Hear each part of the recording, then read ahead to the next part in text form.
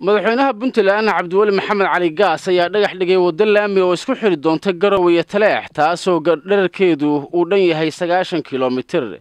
dhagax dhigga waddadan waxaa madaxweynaha ku weheliyay gudoomiye ku-xigeenka labaad ee golaha wakiilada Puntland, mas'uuliyiin ka tirsan golayaasha dawladda, nabadoono, waxgarad iyo mas'uuliyiin kale. madaxweynaha Puntland ayaa sheegay in Puntland xukuumadda ay ka go'an tahay in si siman deegaanada Puntland loo wada gaarsiiyo horumarka iyo mashaariicda wax ku oolka ah ee kaabayaasha dhaqaalaha lagu horumarinayo waxna looga qabanayo.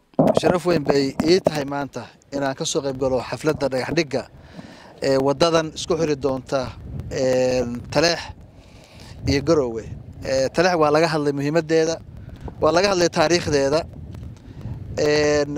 dabcan sida gudoomiyuhu uu ka sharqamiyay waxaan rabnaa in dalkan Puntland ay u sinaadaan xuquuqda iyo waajibaadkaba.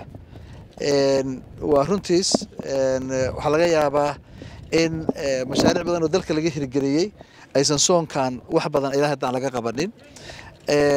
ka cudur daaranayna laakiin waxaan sheegayaa oo rabaa inaan halkan ka ballan qaadno in wadadan ay dhismi doonto ilaahay idinkii. waxay ku dhismi doontaa isku tashiga Puntland iyo cidii kale aan la kaashan karno, laakiin waxaan rajaynayaa sanadka bilowgiisa in ay bilaabato si degdeg ah u bilaabato insha Allah. sidoo kale madaxweynaha Puntland ayaa tilmaamay in dawladdu ay si degdeg ah wax uga qabanayso kaabidda arrimaha bulshada ee degmada Taleex, taasoo cadeeyay madaxweynuhu in dawladdu hadeerto ay u diyaarisay $200,000 taasoo la gaarsiin doono maamulka degmada iyo waxgaradka magaaladaasi si wax looga qabto baahida markaas ay sheegteen bulshada ku dhaqan Taleex iyo deegaanada ku xeeran. isku tashi weeye, marka isku tashi micnaheedu waxa weeye dawladuna waxay qaadanaysaa doorkeeda, shacabkuna waxay qaadanayaan doorkooda qaadanayaan. waxaan kaloo rabaa in halkan ka sheego maanta in aan ku dadaali doono waxyaabaha kale oo noo sheegay odayaashu ay ka sharqamiyeen markay noo yimaadeen ee ah adeega bulshadana inaan si degdeg ah wax uga qaban doono oo igu horeyso halkan aan ka sheego $200,000 oo nagu talagalay inaan wax ka qabano adeega bulshada ee magaalada Taleex ilaahay yiraahdo.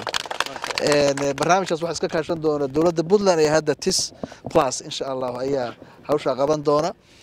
dabcan wixii ayadu bulshadu marka ayadu ay dalbato in loogu sameeyo ayaanuna kaga hawlgalaynaa. waxaan rabnaa sidoo kale dardaaran farayaa in magaalada amnigeeda iyo xasiloonideeda iyo shacabka jooga wada jirkiisana loo istaago insha Allah wax laga qabta ayaan rajaynayaa. Cabdirasaaq Jubba, RTN TV, Garowe.